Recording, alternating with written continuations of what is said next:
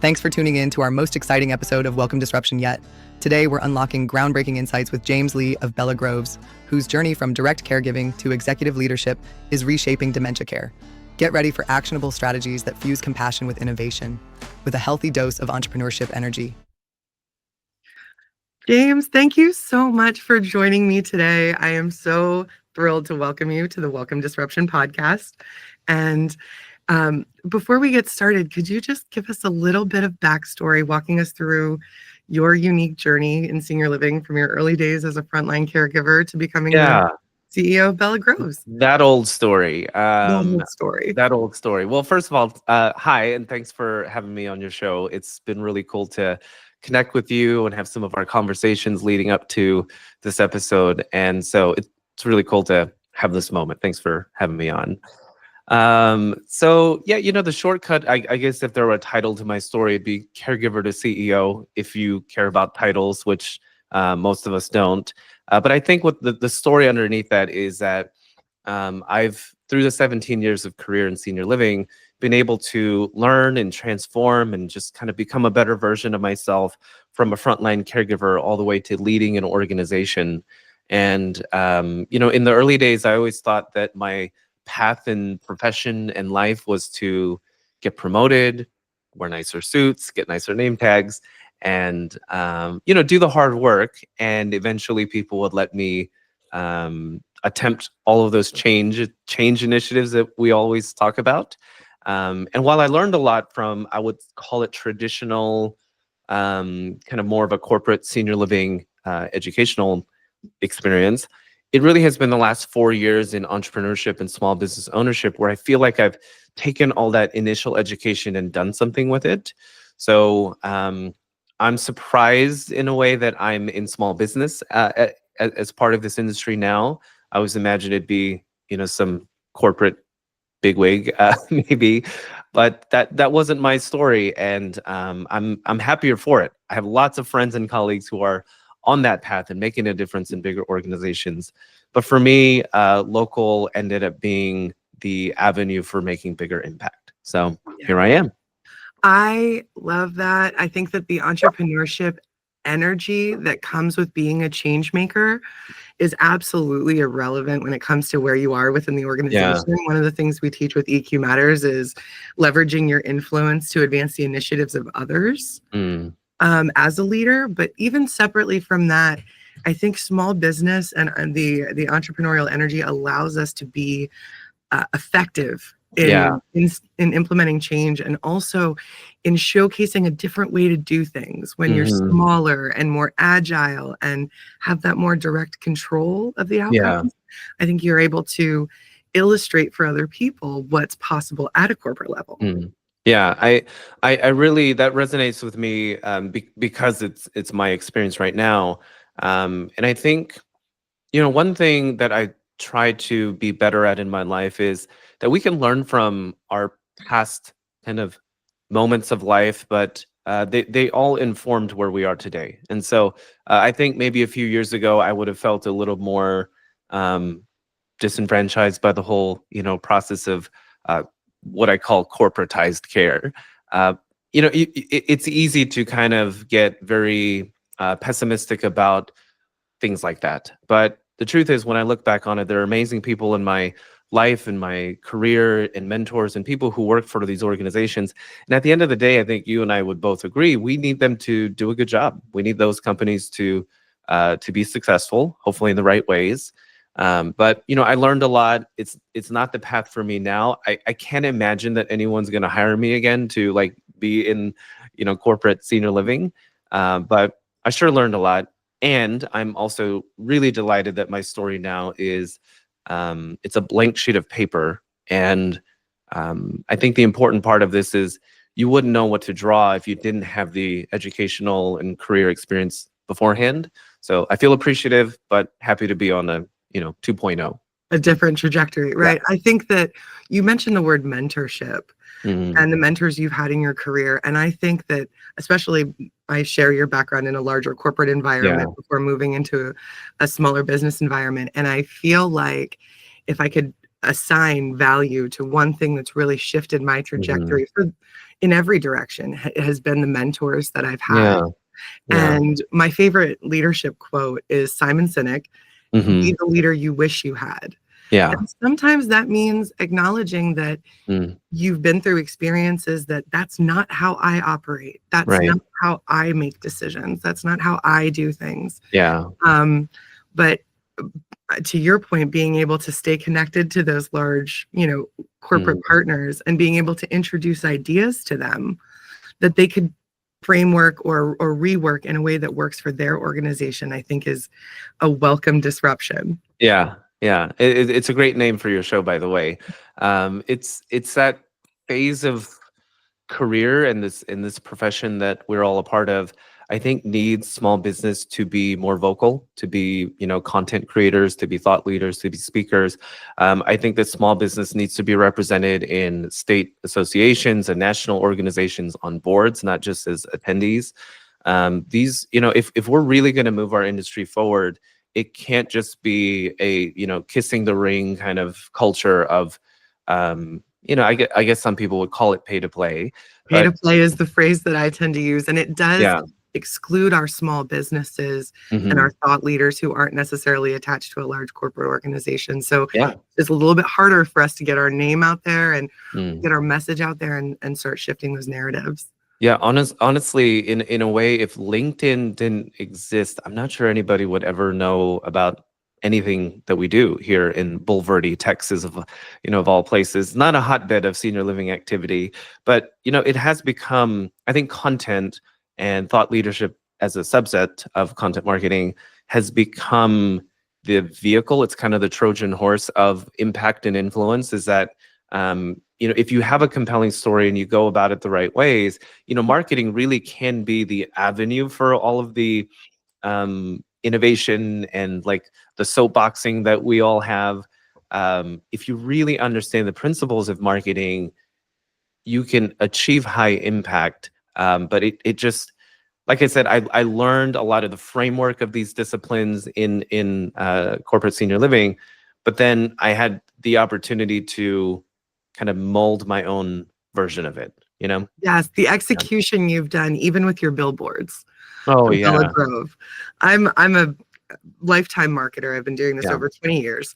And I'm a huge fan of billboards. I think they're highly underutilized in senior living because we do have a brand awareness challenge that we're constantly competing against.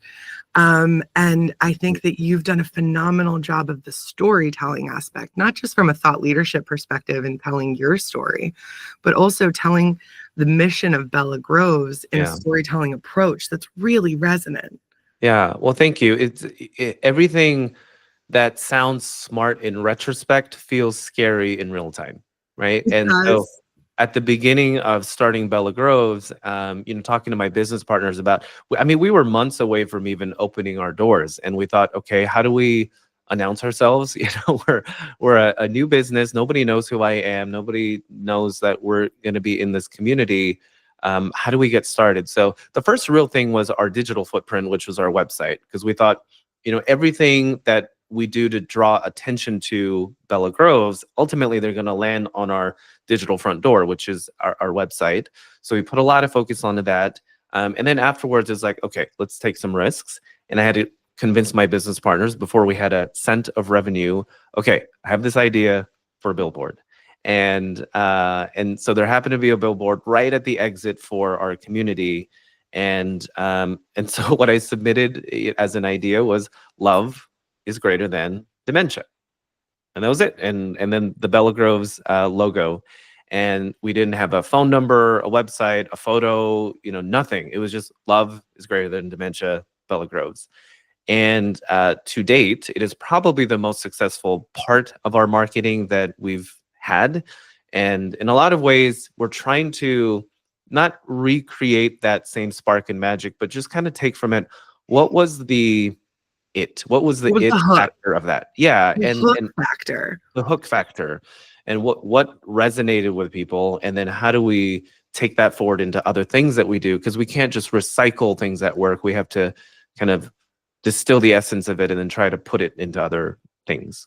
reimagine it. I agree. I think that the distillation and Mhm. simplicity of love is greater than dementia Yeah. really it tells the entirety of the story. It Yeah, tells the I story think from the so. family's perspective. It tells the story from Mm. the community's perspective. It tells the story, honestly, of the human perspective. Yeah. Use the human first philosophy. Yeah. So as I am a human Mm. and I'm seeing your billboard, I am touched. Right. Regardless of what the end product is, regardless of if I have a need or not, I am touched by your sentiment. Yeah. So I think that's what really struck me about it. And the storytelling in general, I think you've leveraged that over beautifully into the think tank. Mm. And Thank if you you. could share with us a little bit about what drove that mission. I love that it's thought leadership oriented, it's collective and community focused, and it's Yeah. actionable. So can Yeah. you tell us about some of the initiatives? Yeah, the think tank, the quick, funny origin story of the think tank is that I had friends and colleagues from the profession that wanted to come and be part of the kind of open house that we were having. And so it was in December. It just happened to be in December of 2021. And so they were coming by, doing a tour, all of that. But it's like a 5-minute tour, Adrienne. So I was like, some of these people are going to fly here and have a 5-minute tour. And I thought, well, let's put them to use. And so I pitched the idea to them to do this kind of collaborative exercise where it's like, hey, we have some things that we're working on. Like we need to do a full market study. We need to do some market validation for this idea of a service that we have.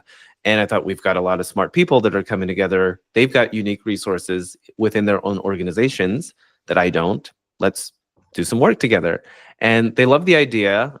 So I have an event kind of production training background as part of my career in training and development.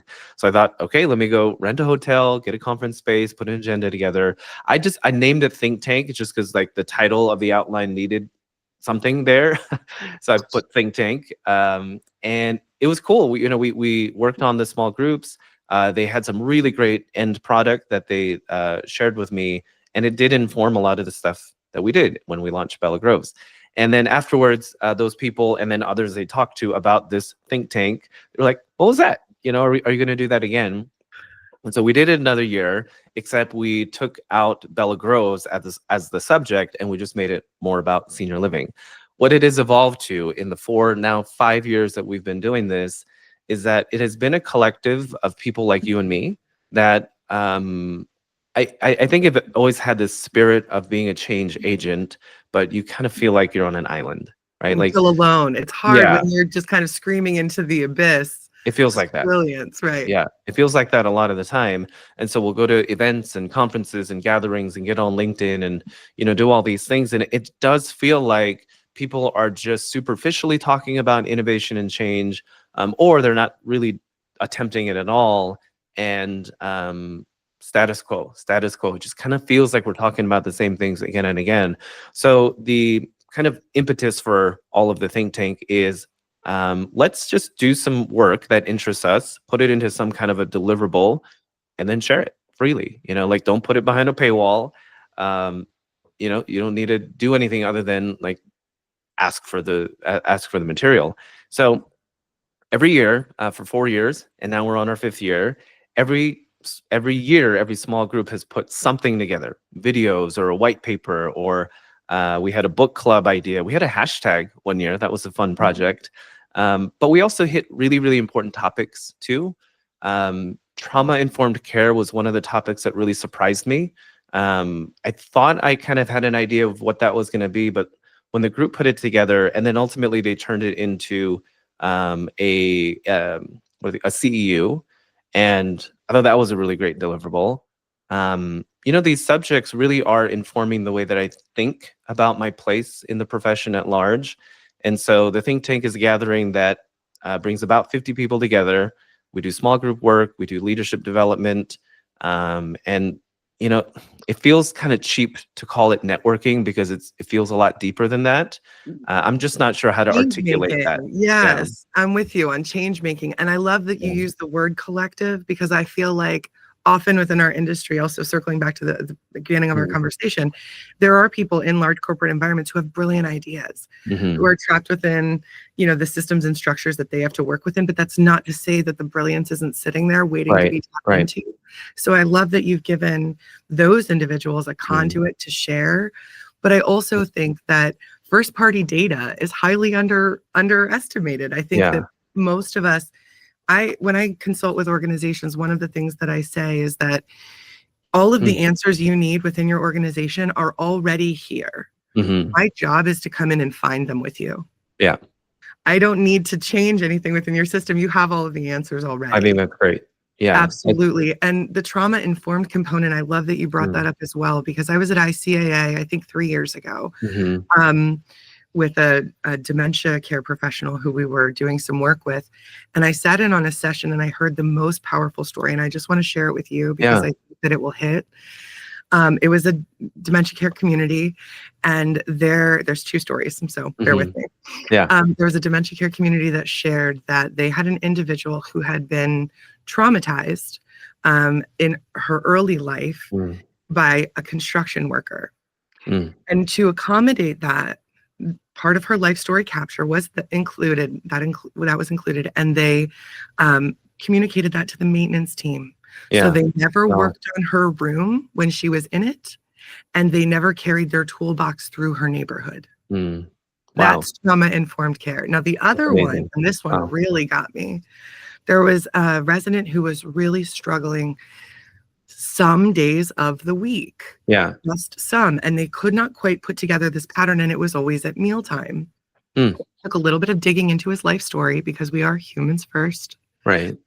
To find out that he was in a POW camp, and every time they served rice on the menu, he had a traumatic experience. And again, all it took was just looking at the person first and really understanding who they are, and then making minor adaptions as necessary to make their life more comfortable. So to me, that trauma-informed care is seeing the person first and accommodating the environment accordingly. As a foster parent and adoptive parent, I've done a lot of deep dive into trauma and understanding how it impacts people longitudinally. I think that we often also underestimate the number of our employees who not just currently are struggling with probably traumatic experiences, but who most definitely have experienced trauma earlier in their lives. And how do we support them and create a safe space for them as well? The 2 stories that you shared, if we expand that out and think about every single person that we're serving potentially has one or more of those stories. And, the idea that, and this is the stuff that our profession at large doesn't talk about, and it certainly doesn't operationalize these insights in any way, right? So, going back to and connecting think tank to these stories, it's having a conversation, it's putting some kind of a deliverable out there to spark more conversation, and then being able to connect the dots to other things like, okay, what do we do with this insight? And so one of those insights for me, which you really touched on, is that you have people who have experienced trauma helping other people who have experienced trauma, and then and then those people, the frontline care workers, managers who are doing the heaviest part of our profession's work, they don't feel seen by their leadership, who are just handing down like checklists and things that they're supposed to be doing. And this part about like imagine at a community where a resident might have had food insecurity, right? As one of their adverse childhood experiences.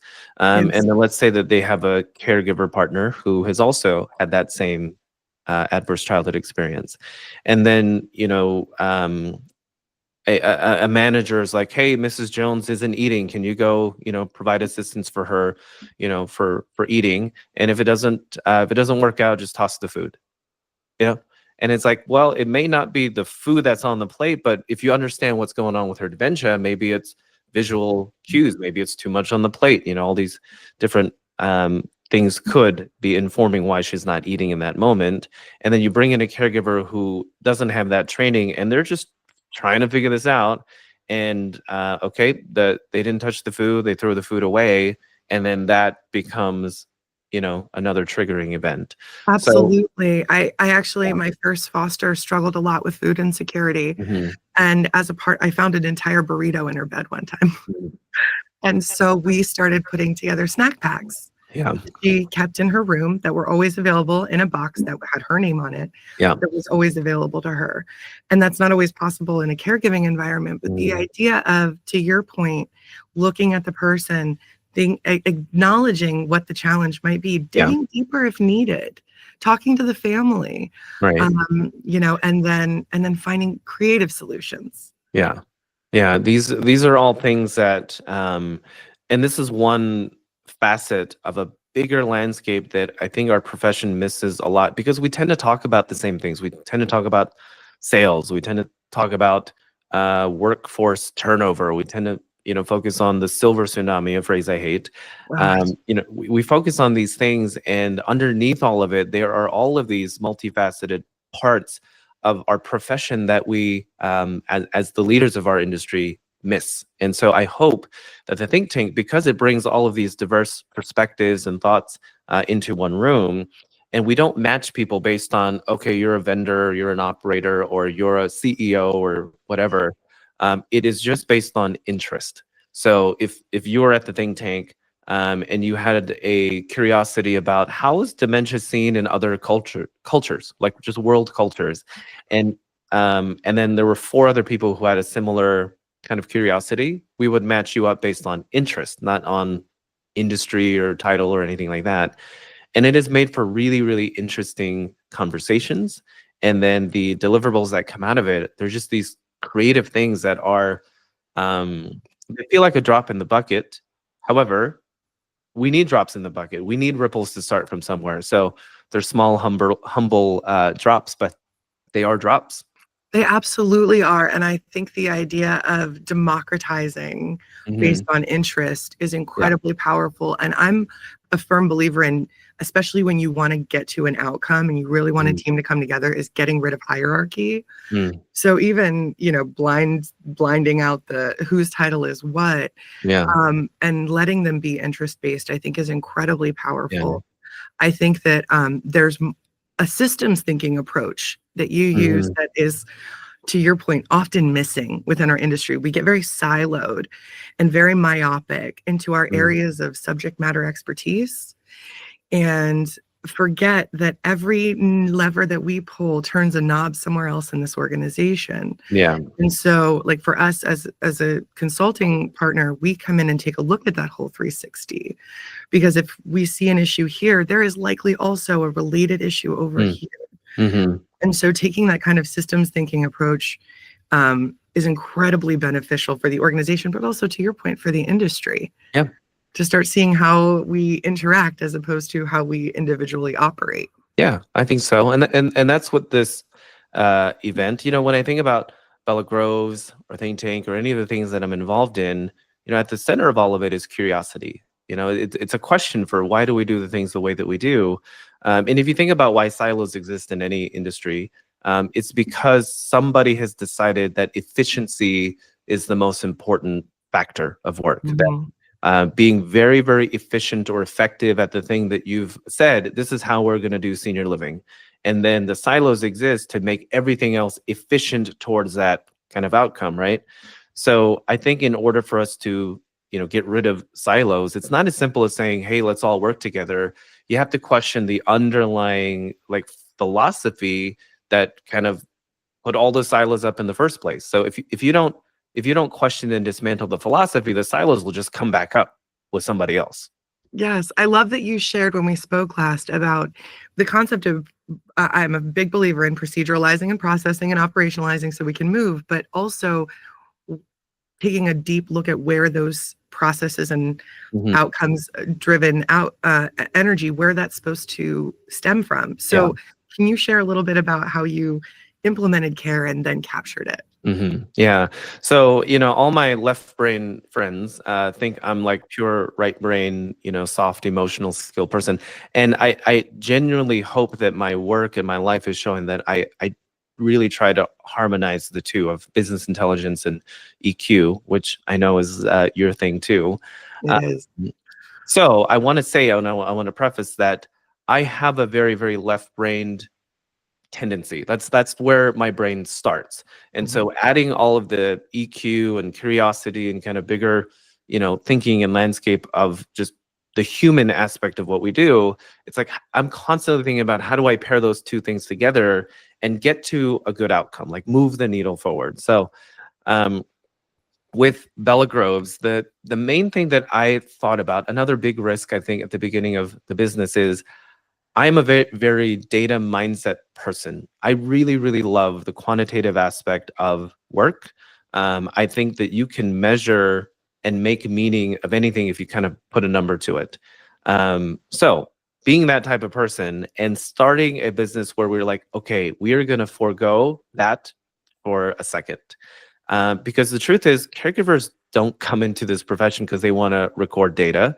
My friend, Michael Wong from Inspire says that all the time, that caregivers didn't become caregivers because they wanted to chart. But we as a profession force them to that prioritization of like, hey, you got, if you didn't record it, it didn't happen. Have you ever heard that before? Oh, absolutely. If it's not in the CRM, it doesn't exist. Yeah. I'm sure I've said it before. I'm sure I've trained that before.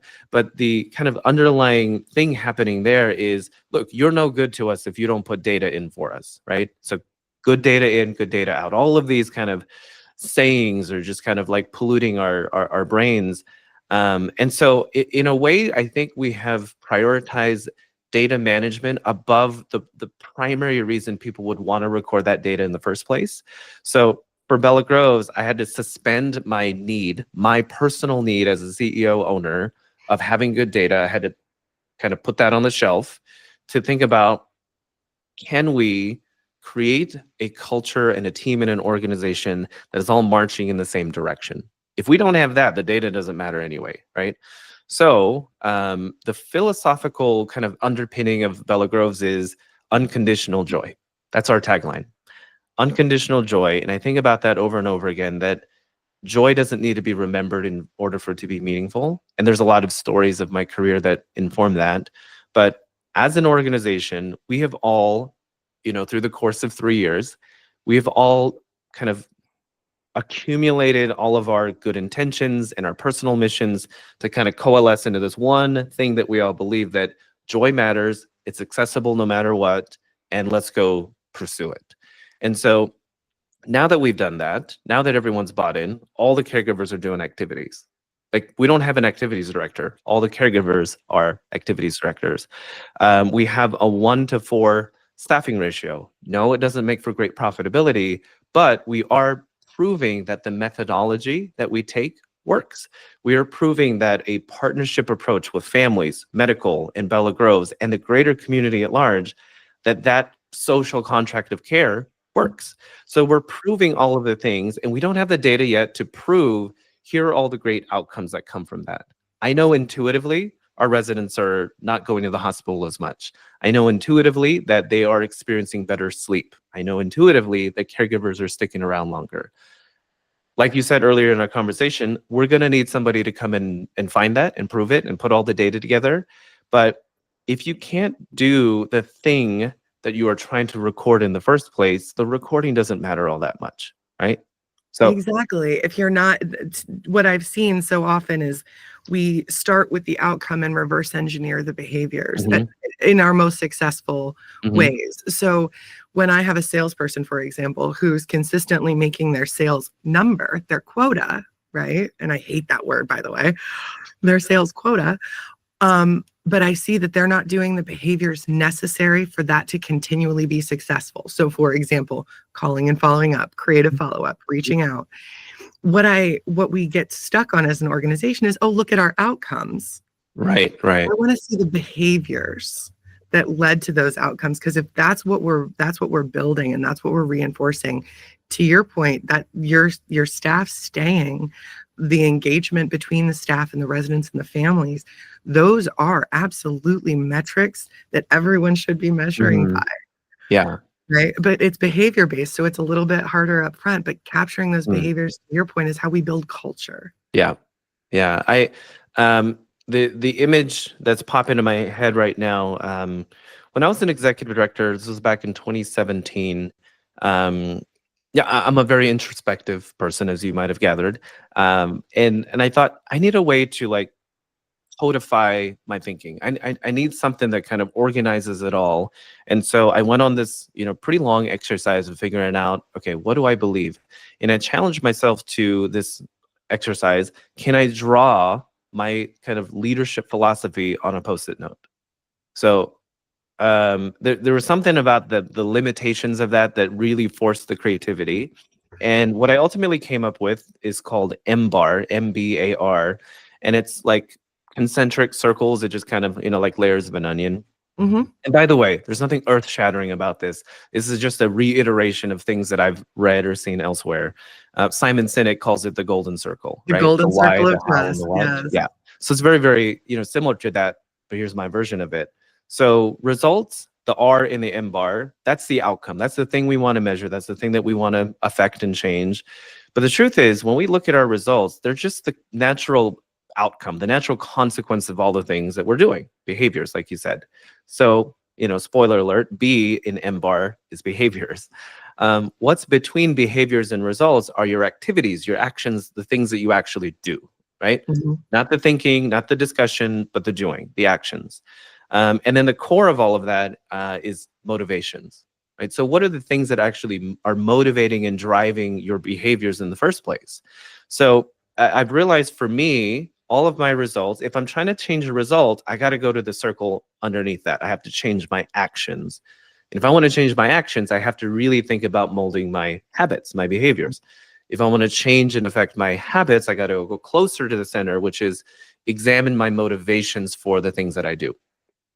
Not only has that been really helpful to my own thinking, I've applied it in every aspect of leadership.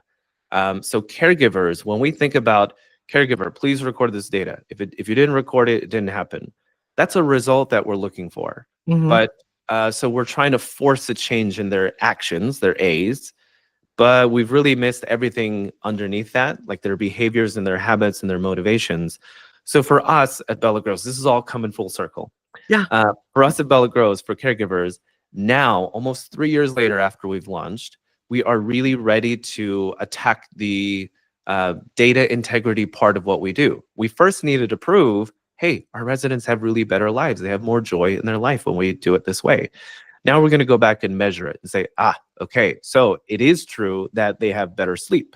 It is true that there's less behavioral expressions when we approach it this way. There's a very concrete way for us to be able to measure that. The why, the reason that caregivers would want to record that in the first place is that the trade-off for that is, hey, caregiver Adrienne, if you're helping us to record the things that are resulting in Mrs. Jones having a better day, now we want to take that information and we want to help apply it to the other caregivers who are here when you're not here. Exactly. Right? You're a part of a caregiving team and you're informing your next team member. Yeah, you are a fellow scientist in this hypothesis that we have about unconditional joy. And so when you feel like you are part of the experiment, when you're part of the research team, you are more inclined to record that data. And we have to give people back something in return for recording that data that means something to them personally, not just some, corporate initiative of like, hey, I need you to record this information, but it just speaks to human motivation. I'm not going to do something if there's no what's in it for me after. So I'm thrilled that you led into this perfectly with your mention of being introspective. So one of the things that we do to help teams be successful that I absolutely adore and is a big part of just my personality in life is personality tests as a part of onboarding and or to prepare for training. And I say that because I'm not sure if you're familiar, the Enneagram is one that helps us identify our core fear and our core driver. Yeah.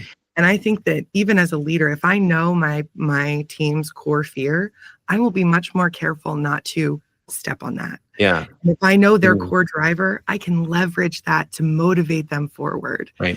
And if I understand that my outreach person is highly introverted, I'll equip them with different tools than I would an extroverted person.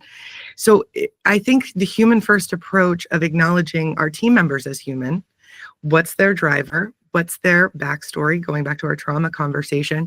Mhm. What is their special gift? So we do this exercise called Live, and it's what do you love to do? What are you interested in? What do you value? And what gifts can you share with everyone? That's the E, Mhm. for Yeah. everyone. Yeah. What gifts can you share with everyone? Believe it or not, what comes up more often than I realized was people are funny. And Mm. that levity and that humor changes environments, Yeah. right? So that's just an example of how I think the human first approach goes into identifying people's drivers Mhm. and helping them. Because again, as an introverted person, I'm much less likely at a conference to bop up and say hello, Right. maybe than you are. Definitely both of us less than Carrie, Mhm. because That's bless absolutely true. her, she's out there, right? So I Mm. think that knowing your strengths as a leader and working on those the way that you have is really powerful, and it helps advance everyone's missions. Agreed. Yeah. And I feel compelled to say this on behalf of our friend Carrie Alberts, because she's expressed it to me in other situations that, the people that we think are naturally extroverted are probably introverted, and they have an extroverted persona to help, achieve their mission. I know that Carrie, like you and me, probably, Mhm. we would value a one-on-one conversation. Like if I go to a conference and I see you there, I might spend the whole 3 days just talking to you, right? And I think that's what Bella Groves and Think Tank and Adage Marketing. I think all of these endeavors are really trying to get back to like the intimate part of human first, mindset and connection is we don't need a big industry. We don't need a big engine to create this massive change. And I think that's probably one of my biggest aha moments of my career so far is that when you come in, there are all of these kind of golden motivations out there to say, hey, work hard, you'll get this promotion, work hard, you'll get this pay, and work hard, and so on and so forth. And underneath it all, people who have a lot of mission in their hearts, they kind of go through those promotions because they feel like, okay, well, I'm um a- advancing in my career, but I'm also getting closer to having big impact. If I can get here, I can affect Yeah, change. it's the carrot. It's the real carrot. The money and the positions and all of that, those are kind of sprinkled on there. But the real carrot is, okay, I'm going to get to the seat and I'm going to have the keys to drive the car. And it doesn't happen. And I've realized that impact is not about the magnitude of the job that you're in, but when you really, really believe your mission, when you really believe the hypothesis that you're trying to prove, and you're kind of unshackled from that kind of MO of career advancement. I mean, who knew? Who knew I would be, a small business owner, times 2 or 2.5. I don't know if speaking and consulting would be considered part of that. But all of the things that I do now feel very, very interrelated. People might think I'm doing a couple of different things, but it really is one thing, which is change people's perceptions and our own perceptions about what aging is. And I've chosen dementia care as the kind of microcosm of Mhm. that bigger picture. But yeah, I mean, change Absolutely. agents need to find each other and get together. Right. Now, and we use the word network. I think it's gotten really diluted over Yeah. time, but connection, the connection within the collective. Mhm. And to your point about the carrots, there's a lot of in all industries, but especially ours, all the way down to caregiving staff, it's carrots and sticks, Mhm. carrots and sticks. Mhm. And I believe that if you can dig deep and align on mission the way that you have, you can use inspirational leadership to get those same results. You can Yes. inspire people to do a better job. Yeah, and that is, love is greater than dementia. Our mission statement, our core values, the things that we put out, the branding part of Bella Groves is not about the organization and it's not about myself. What I think a lot of marketers in our profession don't get is that we are not the protagonist of our story. The story that we're in, we are not the protagonist of the story. And so the things that we put out on the billboard, on social media, on our employee handbooks, it is just showing the people that we want to work with that we see you, we understand you. This is your story. Love is Greater Than Dementia is your story. And it literally is just, it's a sign hanging above the highway at the exit of our community that just says, I see you, right? And if you feel seen, come talk to us. And You then we'll go exist, through. you matter. Yeah, exactly. We'll go through all of the rest of it. And so, marketing has felt like this gimmicky type thing to dupe someone into buying something. But when you really think about what marketing is, it is service, it is storytelling, and it's helping somebody feel seen.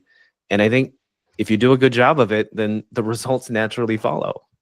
I concur with the idea that marketing equals storytelling. Mhm. I think that if you don't have a good story to tell, your marketing is going to sound like it came out of a can. Yeah. I think that if you're following what the competitors are doing, your marketing is going to not resonate with the end user. Mhm. I think there's a personalization on a human level, again, that we have a responsibility as marketers to recognize. Tomorrow, Mhm. we have a webinar with Waypoint to talk about the buyer's journey 2.0 and understanding what these families are going through, what our professional partners who want to refer to us Right. are going through, and designing systems around that. So I Yeah. know that you've done a lot with Think Tank and making, again, it accessible and open, and I'm looking forward to joining. Yeah. Are there any other words of advice that you would give to especially younger leaders within our industry, change agents who really aspire to work at the level that we're working on to affect change? Yeah. This is probably multi-pronged as well. It's a thing I have in life of trying to be more concise, right? I don't know if you. Framework. Okay, yeah. Yes. What's kind of coming to mind right now based on our conversation, and it'll probably change if we record this tomorrow, Right. about what's my advice. But the thing that's sitting with me right now is that the leaders that you align yourself with, so especially if you're young in your career, the leaders that you align yourself with will have infinitesimally more impact to your career than the company you work for or the title that you have or even the responsibilities that you have.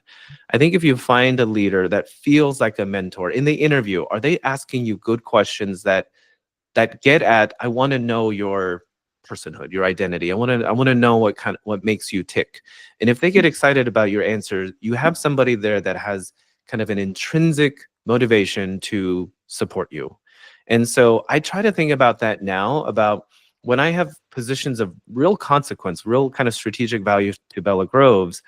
Almost the entire interview is just focused on, let me try to figure them out. Let me try to understand them. Who is them? What makes them tick? And that M-bar kind of visualization is always flashing in my head. And so the people that we've hired that are doing an exceptional job, from caregiver to executive director, they are the people that I felt most connected with in the interview of, I feel like I understand who they are. And then by the time I tell them the story of Bella Groves, it's like magic, right? It feels like, okay, that all clicked together. When I'm tired, when I'm rushed, when I don't put a lot of preparation into the interview, and it's like you default to questions about, the tasks and the things involved in the job, it unsurprisingly, there's no real advantage to that. Turnover of people that get a bad interview from me, not that they've done a bad interview, but I've conducted a bad interview, they probably turn over pretty close to the average of our industry. But when I feel like I've made a connection in the interview and then I follow through with that in our actual work, those people are like, they're lifers, for Bella Groves. So my advice to, in particular, young professionals would be, get on LinkedIn and find the people whose voices resonate with you, and find leaders locally or wherever you're going to work. Find leaders that kind of create that same spark. And I think they will have a hand in helping you advance your thinking, not just your career. So that's kind of what pops to mind. Yeah. That's fantastic. They'll advance your thinking, not just your career. I think we also, if I could just kind of add on to that, I think we should be looking for leaders within our industry, remembering to forget our ageism, right? So for me, I've found a lot of value in working with individuals who are much, much further advanced, almost retired in their careers. They have a longevity and a perspective that, while I have the today version, they can give me backstory and perspective that I wouldn't have had otherwise. So I think also I would just, add on to that, that maybe being mindful of our ageism and looking to as Mhm. many, just because they are within the industry at a certain point doesn't mean that they're not really interested in giving back and mentoring. Yeah. So just reach out and ask. Yeah, for sure. I think having, when I look at our local leadership team at Bella Groves, I mean, we're all at different stages of life and career, and the beauty of how a thing like Think Tank or Bella Groves gets together is that we are aligned to the personhood of the people who are forming that group, not the what do you do part of it. And when you do that, really wonderful things come out. And now, when I go to conferences or events, it feels like the best version of a fraternity. I wasn't in a fraternity in college, but I would imagine that's kind of what this feels like. I go to conferences, I'm like, hey, Adrienne, and it's just like automatic of like this, I don't know, this shared value that's kind of come to the surface, and I'm really proud of that. I believe that over the course of this industry, and my greatest gift has been building my tribe. Yeah. You connect with people on like a soul level, and you're like, we are in this Mm. together. We're Yeah. on this train together. And the most successful recruitment campaign for direct care staff that I ever did was, you bring the heart, we'll give you the skills. Mm. Yeah. And I think the same is true in any collaborative environment. Bring the right energy, bring the shared mission and Yeah. shared values and goals, and we'll get to the details. They'll Yeah. happen very naturally. Yeah.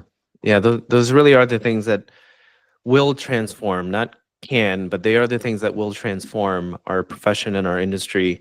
And keep plugging here, for the small guys, the small businesses, and not that big organizations can't do the same thing, but we're at a time in life and the world where we can't wait for a slow innovation. And so if the small players are experimenting faster, then going back to this earlier point, Argentum needs to include small business as part of their board.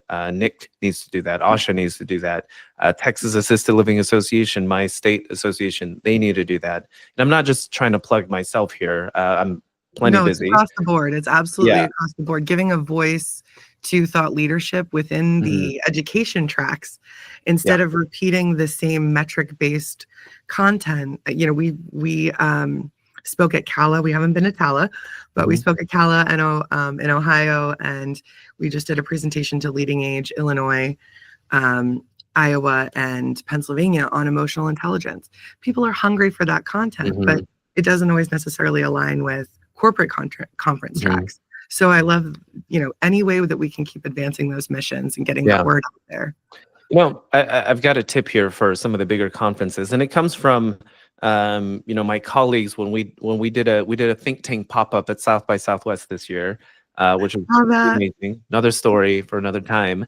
But one of the things that came out of it was this idea that what we did, I mean, we literally just kind of attached ourselves to an event that was happening anyway.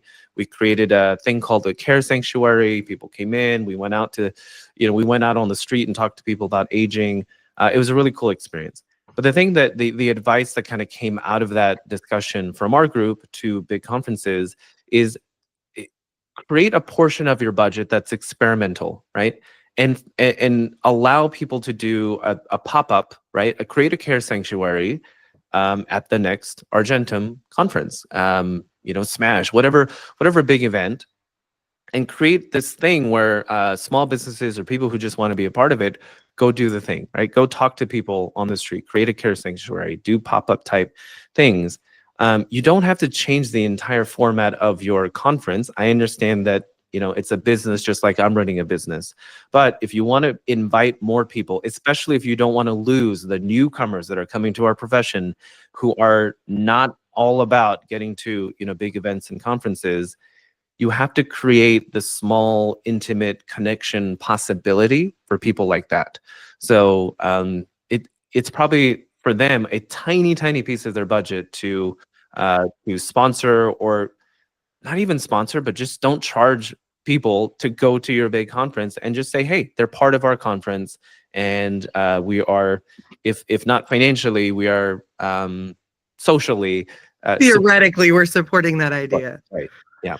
I think that's brilliant. And I think that, to your point, every organization should probably put 3 to 10% aside for experimentation. Oh, yeah. Yeah. You know, just as a general rule, I think that it would behoove our entire industry to be curious. In our EQ Matters, we use the Ted Lasso clip about be curious, not judgmental. Oh, it hits every time. Yeah. But being curious, tireless, burning curiosity is one of our core values. And I think that as an industry, it'll behoove all of us to get really curious and start experimenting. Yeah. Think about product or technology companies. How much of their annual operating budget is designated to R&D? Pretty significant amount, right? Yeah. What is our equivalent of that? That's a great question. And I think one that is worth posing on an ongoing basis. What percentage of the budget is set aside for experimentation and research and development? Right. If we're going to affect, we're a service-based industry where there's not a product necessarily that we're selling, but if you want to keep improving your product, you're going to do R&D. It's just a part of what you do. So in a human-first, service-based profession like senior living, there has to be some component of that. For us, it's not like here's a budget and go just try things and, see if spaghetti sticks to the wall. Like one of our experiments is our higher staffing ratio and a 13-week dementia training onboarding. That costs money. That costs a significant amount of our budget to go and do that. But it is experimenting with this idea of, can we do more with not even less? Can we do more with more? It's like family caregivers. And we invest in the right area of the process to affect the outcome that we want. So I believe that a heavy investment in resident onboarding too, making them feel comfortable, settled, their families as well. Yeah. The more we put into onboarding as a whole, that money stays in length of stay and length of tenure, in my opinion. Yeah, exactly. There's like all these spin-off episodes, I think, from our we do have quite a few more to schedule. But I know we're at time, but thank you so much, James, for all of your insight, and we will reconnect and do another episode. Yeah. No, this is great. I really appreciate you having a place for these, conversations. And I hope this year is the year for Think Tank for you. Yeah, there's a lot of good stuff ahead, and I think conversations like this are helpful if people will listen to it, and they'll have their own conversations based on this. Yeah, absolutely. Well, let's keep the conversation going. Thanks again. Let's do it.